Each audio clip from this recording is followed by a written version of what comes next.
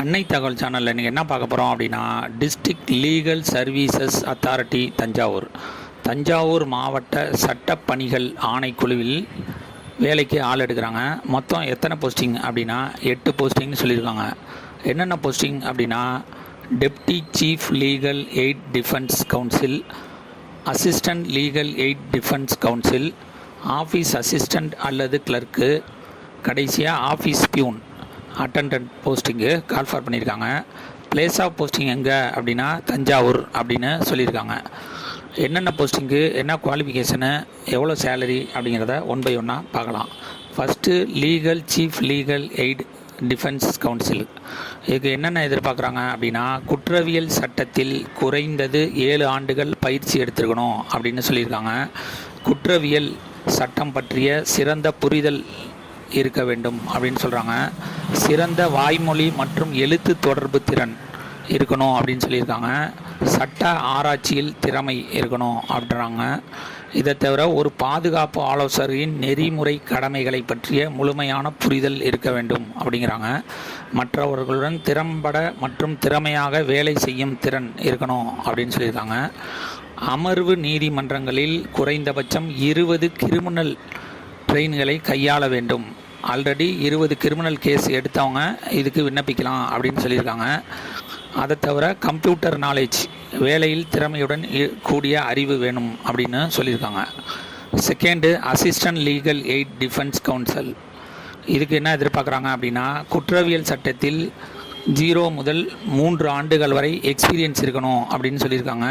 நல்ல வாய்மொழி மற்றும் எழுத்து தொடர்பு திறன் வேணும் அப்படின்னு சொல்கிறாங்க. ஒரு பாதுகாப்பு ஆலோசகரின் நெறிமுறை கடமைகளை பற்றிய முழுமையான புரிதல் இருக்க வேண்டும் அப்படின்னு சொல்லியிருக்காங்க. மற்றவர்களுடன் திறம்பட மற்றும் திறமையாக வேலை செய்யும் திறன் வேணும் அப்படின்னு சொல்லியிருக்காங்க. சிறந்த எழுதுதல் மற்றும் ஆராய்ச்சி திறன்கள் இருக்க வேண்டும் அப்படின்னு சொல்கிறாங்க. கடைசியாக வேலையில் அதிக திறன் கொண்ட தகவல் தொழில்நுட்ப அறிவு வேண்டும். இன்ஃபர்மேஷன் டெக்னாலஜி அதை பற்றிய அறிவு இருக்கணும். கம்ப்யூட்டர் நாலேஜ் கண்டிப்பாக இருக்கணும் அப்படின்னு சொல்கிறாங்க. தேர்டு, ஆஃபீஸ் அசிஸ்டண்ட் அல்லது கிளர்க்கு. இதுக்கு என்ன எதிர்பார்க்குறாங்க அப்படின்னா, கல்வி தகுதி ஏதேனும் ஒரு பட்டப்படிப்பு படித்தவங்க இதுக்கு விண்ணப்பிக்கலாம் அப்படின்னு சொல்லியிருக்காங்க.